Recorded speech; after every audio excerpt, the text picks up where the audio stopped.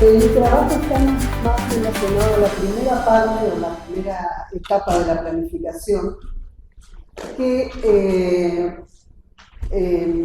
ella lo mencionó, digamos, pero el objetivo del trabajo que escribí es más que nada tener en cuenta todos los pasos que necesitamos hacer, es ponerlo, digamos, en letra lo que hacemos. De hecho, yo creo que la mayoría de nosotros que somos o hemos sido auditores, yo digo hemos sido porque yo ya estoy en otro lugar, pero no hago auditoría propiamente dicha, pero bueno, siempre uno audita algo, ¿no? En definitiva. Entonces, mi intención era más que nada hacer un ordenamiento de la primera etapa hasta llegar al plan de control. No abarcar, por ejemplo, los procedimientos, que para mí es una etapa posterior a la determinación del plan de control, en el que uno hace un detalle de actividades o de rubros, ya lo vamos a ver, que por donde comienza, ¿no es cierto? Bueno, esta es una definición que todos sabemos, lo que es la auditoría gubernamental, que tenemos que utilizar procedimientos para hacer verificaciones respecto de los movimientos financieros, patrimoniales y demás operaciones de los entes públicos, con el fin de obtener evidencias que nos indiquen qué grado de cumplimiento tiene el Estado de sus fines, hasta dónde llega y, en su caso, determinar desvíos. En ese punto, la planificación de auditoría es, para mí, como dijo la contadora, debe estar determinado los lineamientos de la planificación por las autoridades de los tribunales de cuentas, porque son los que, bueno, en definitiva van a consensuar y definir los lineamientos que se deben llevar a cabo. Nosotros, para poder confeccionar un plan de control, tenemos pasos previos al plan en sí mismo, a la confección en sí misma, que yo creo que es más importante aún que la confección, porque es el que nos da las pautas para poder luego escribir o redactar, digamos, un plan de control. Todo lo que alguna vez hemos hecho o nos hemos sentado por primera vez a hacer un plan de control, hemos tenido, y en años sucesivos también nos ocurre a veces, la incertidumbre si lo vamos a poder lograr, si es suficiente lo que tenemos volcado en el papel, si nos va a dar el tiempo, si tenemos dificultades. Se plantean un montón de interrogantes que es difícil saber de antemano si todo eso se va a poder cumplir. Pero lo bueno es tener un esquema donde uno pueda ir, digamos, tachando cosas como para saber, no me olvido de nada. Lo mismo pasa cuando uno desarrolla el plan de control y va ejecutando. También sirve el plan de control para ir diciendo, bueno, esto ya está, uno va tildando, va haciendo un informe en el que va viendo si va cumpliendo cada una de las etapas que él mismo se fijó, ¿no? Cada uno se fijó. Bueno, esos pasos previos son el conocimiento del ente, que es un dato muy importante tener en cuenta, porque eso nos va a decir el tamaño del ente. No es lo mismo proyectar para un municipio, por ejemplo. En el caso de Chaco tenemos dividido los municipios por categoría de acuerdo a la cantidad de población. No es lo mismo ubicar un municipio de primera a uno de tercera categoría, que es mucho más chiquito. Entonces, el tamaño del ente tiene incidencia en lo que nosotros vamos a proyectar en el plan. Por ejemplo, en la provincia puede haber ministerios que sean más voluminosos, que tengan mayor cantidad operaciones y no es lo mismo que hacer la auditoría de un ente más pequeño, con menor movimiento. Siempre va a ser diferente, por lo tanto, ese es un dato a tener en cuenta. La nómina de autoridades y de personal, nosotros necesitamos saber quiénes son los funcionarios, las responsabilidades que se le atribuye a cada uno,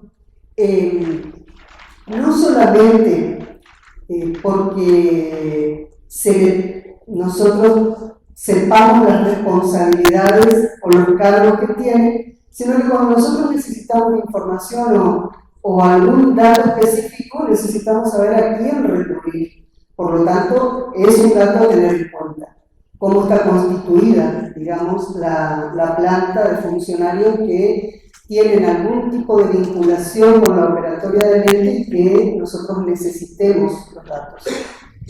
La evaluación del control interno, como lo dijo la contadora recién, es un dato importantísimo porque nos da la pauta de los organigramas, de los circuitos internos que tiene el ente, de cómo funciona en definitiva, quién autoriza una cosa, quién autoriza la otra, si tiene determinada normativa o no, porque yo les hago una aclaración. Yo soy secretaria técnica del área de Sala 2 del Tribunal de Cuentas que atiende la parte de municipios, por eso me voy a referir mucho a la parte de municipios, si bien es aplicable a cualquiera, porque ahí es donde se ve muchas veces, dado que en la parte provincial está todo mucho más normatizado que en los municipios, en los municipios es donde se detectan muchas veces falencias en la normativa, en las estructuras.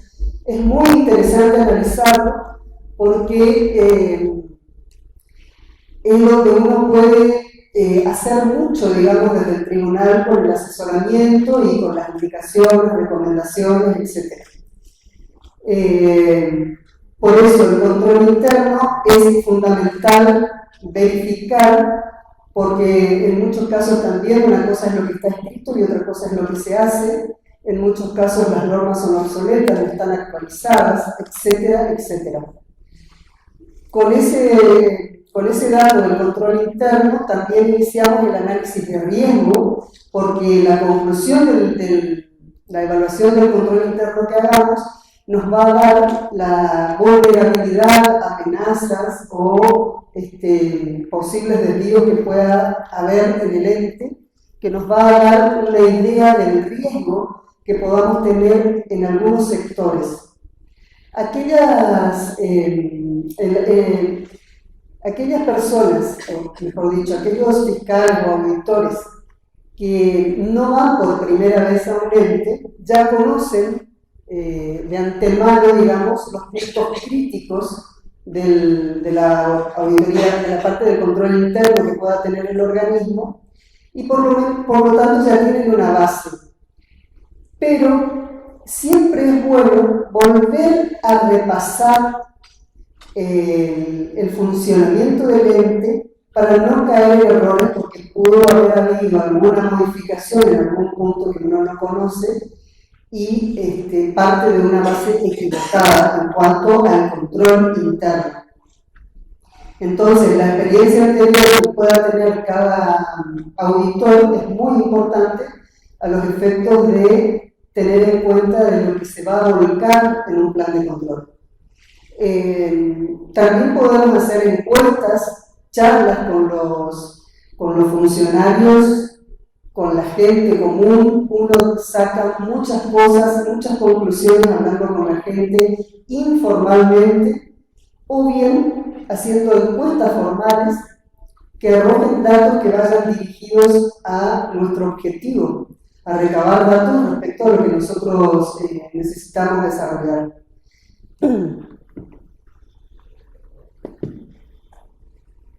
Otro tema que tenemos que tener en cuenta es las materias sobre las cuales se van a tomar las muestras por las que se van a hacer las auditorías. Por supuesto, acá entran los ingresos, los egresos, la parte patrimonial, la parte del entorno informático, la parte de la gestión, etc. Y acá les quiero hacer hincapié en un punto por un caso que tenemos nosotros actualmente, y que es el control de los ingresos, y paralelamente de ese ingreso al egreso, pero fundamentalmente la mirada puesta en los ingresos.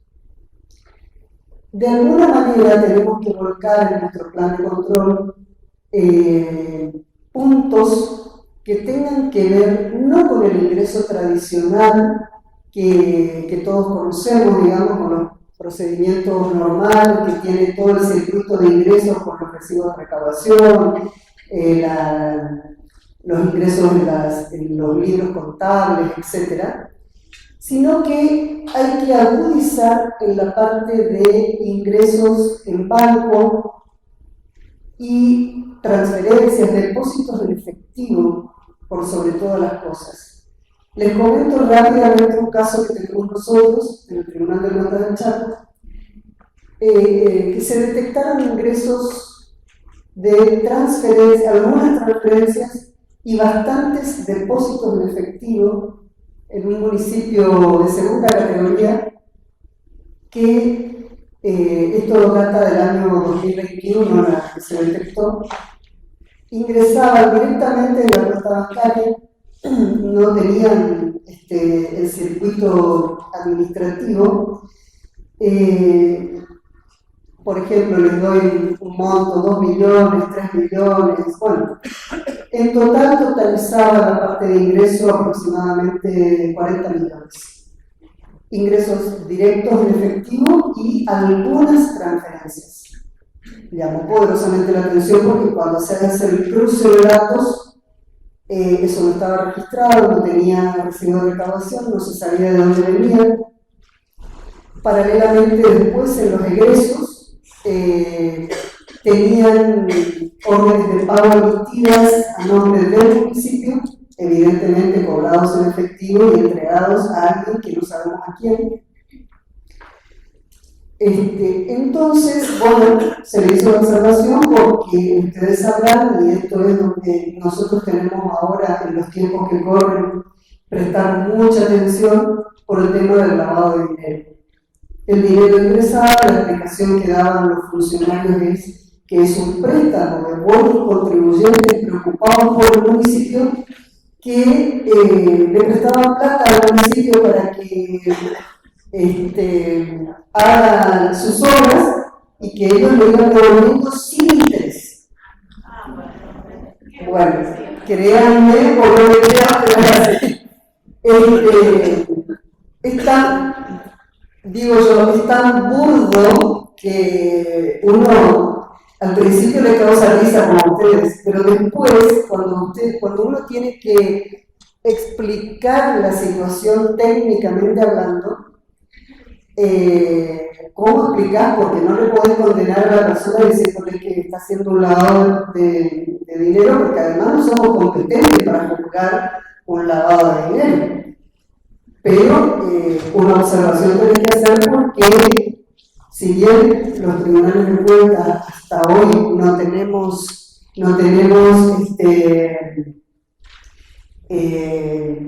jurisdicción, digamos, en este tema, que, mejor dicho, no tenemos la obligación de hacer la denuncia, pero como contadores que detectamos esto, sí estamos obligados a hacer la denuncia de las operaciones sospechosas. Voy a avanzar porque parece que estoy atrasada. Bueno, pasemos. Después lo charlamos en otro momento si quieren a ese tema. El otro punto es el alcance del control, que puede ser selectivo o integral, y acá lo que hay que tener en cuenta, que nosotros siempre nos cuestionamos, es los análisis integrales también nos atan un poco cuando nosotros ponemos que el análisis es integral. Si el tamaño de la muestra, mejor dicho, del órgano, de lo que se va a hacer, es pequeño, no hay problema de decir que el control va a ser integral. Pero si no, no podemos, porque materialmente no se puede hacer un control integral de instituciones que tienen un volumen importante. El tiempo de ejecución también corre en la planificación. Debemos tener en cuenta cuál es el tiempo que tenemos, porque va a depender de que haya una obligación legal, de que sea una investigación urgente o que sea una investigación especial que necesita ser resuelta en determinado tiempo. Por lo tanto, eso también. El personal disponible para la tarea es otro punto que nos va a marcar qué tipo de plan de control o con qué alcance lo vamos a hacer. La planificación es un ámbito de la organización sin ninguna duda, porque sin la planificación no podemos organizarnos para llevar adelante nuestra tarea de campo, digamos, la ejecución en sí misma. Entonces, en el plan de control, estos 7 ítems que aparecen ahí deberían ser tenidos en cuenta para la confección en sí misma del plan. Por supuesto, el primero y fundamental es el objetivo, el tipo de auditoría, si es una auditoría rutinaria, sorpresiva o una auditoría especial para determinado fin, el lugar de ejecución y de análisis de los hallazgos, porque eso nos va a marcar el tiempo que vamos a insumir si tenemos que ir a algún lugar, viajar, el costo que nos va a insumir, tanto cuando es el análisis en sí mismo, la ejecución en sí misma, o luego el análisis de los descargos, por ejemplo. El plazo de ejecución y el tiempo disponible está en directa relación con lo anterior, porque nosotros, por ejemplo, en el programa de Chaco tenemos 180 días corridos desde la presentación de la cuenta para poder presentar el informe que se refiere a la aprobación o desaprobación de las cuentas. Entonces el tiempo corre y tenemos que acotar a lo necesario para poder obtener elementos válidos para emitir una opinión. La complejidad del ente auditar también, porque a veces son lugares, organismos chicos, pero complejos políticamente o administrativamente, y eso nos lleva más tiempo para la ejecución del control, por lo tanto, ahí van a tener que apuntar a los puntos críticos. Los recursos materiales y humanos, o sea, la gente que se va a acompañar al grupo de auditoría, también debe estar estructurado en el plan, el tipo de informe a emitir, porque no es lo mismo emitir un informe de gestión que emitir un informe para fallo de una aprobación o desaprobación de cuentas. La característica del plan es que es flexible, porque el plan se debe poder ajustar a medida que uno va viendo que tiene que incorporar cosas o disminuir o cambiar a veces, porque va detectando cosas que hacen necesario algún cambio. Integral, porque lo que significaría integral es que abarque la totalidad de los rubros que necesitamos auditar, no que se audita la totalidad del movimiento, sino solo los rubros que necesitamos. Acá es la duda de siempre: ¿es posible la ejecución del plan? Es la primera pregunta que nos hacemos. ¿Y qué hacemos si tenemos dificultades para cumplir el plan? Tenemos que informar a los superiores, proponer medidas alternativas o rechazar o pedir el reemplazo del plan. La decisión sobre la evaluación del plan dependerá del momento en que la dificultad se haga visible, o sea, puede estar en cualquier momento de la ejecución. Después también deberían ser aprobadas pautas sobre el plan de control que son complementarias al plan y que lo que propone es hacer énfasis en determinados números, como este que les acababa de decir, el lavado de dinero, por ejemplo, los aspectos de auditoría definidos para cada periodo, puedo tener prioridad en cada periodo, también se hacen pautas complementarias sobre los aspectos de la ejecución, como lineamientos generales, puntos críticos, lineamientos particulares. Sobre procedimientos puntuales o sobre circunstancias especiales que las autoridades superiores crean conveniente que deban ser tenidas en cuenta con mayor profundidad, con un análisis más profundo. Bueno, como conclusiones, Sabemos que no podemos tener un modelo único para todas las auditorías porque cada auditoría tiene su objetivo, pero sí podríamos tener como un modelo base para determinadas auditorías uniformes, como sería la aprobación o la desaprobación de la compra, en el que nosotros tengamos un listado de ítems o de rubros que son los más importantes. Más que nada para ayudar a que uno por ahí no se olvide de alguna cosa o para que aquellos auditores nuevos tengan una base por donde empezar. Eso es un poco la intención.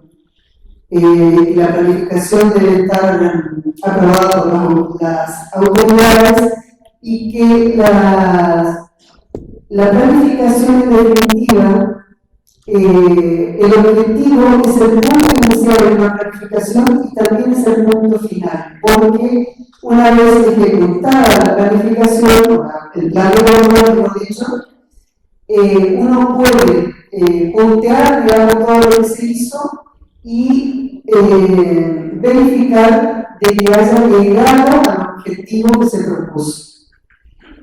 Ahí tenemos que cuando iniciamos, digamos, la confección del plan, en el caso de que uno ya esté acostumbrado, que sea un organismo que ya conoce, debíamos medir las certezas o las repeticiones automáticas, porque nosotros somos muy repetidos de copiar cosas que hicimos antes, ¿no?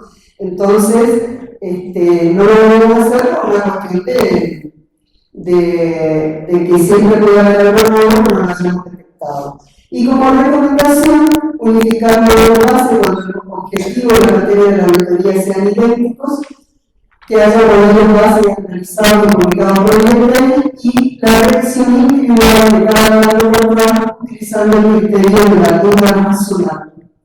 Eso es todo. Muchas gracias.